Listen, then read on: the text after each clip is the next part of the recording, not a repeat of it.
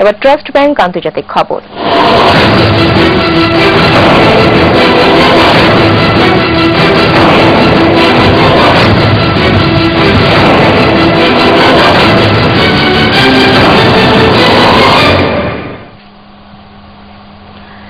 মালয়েশীয় উড়োজাহাজ ভূপাতিত করার ঘটনায় রাশিয়ার প্রেসিডেন্ট ভ্লাদিমির পুতিনকে ফোন করে ক্ষোভ প্রকাশ করেছেন নেদারল্যান্ডের প্রধানমন্ত্রী মার্ক রুটে।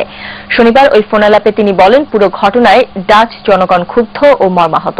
ধ্বংসস্তূপ থেকে নিহত যাত্রীদের লাশ উদ্ধারের ক্ষেত্রে দ্রুত সময় ফুরিয়ে যাচ্ছে উল্লেখ করে ডাচ প্রধানমন্ত্রী উদ্ধার কাজ দ্রুত শেষ করতে পুতিনের সহায়তা চান।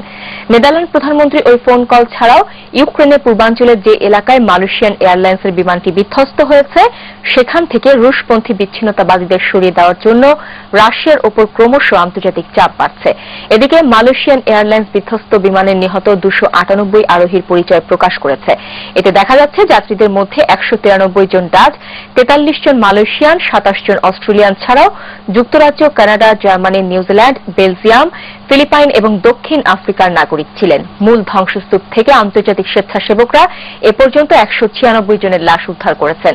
অন্যদের লাশ ধ্বংসস্তূপের চারপাশে বিস্তীর্ণ এলাকায় ছড়িয়ে ছিটিয়ে রয়েছে বলে ধারণা করা হচ্ছে। মালয়েশিয়া এয়ারলাইন্সের MH17 ফ্লাইটটি বৃহস্পতিবার ইউক্রেনের রুশ সীমান্তের কাছে গুলি করে ভূপাতিত করা হয়।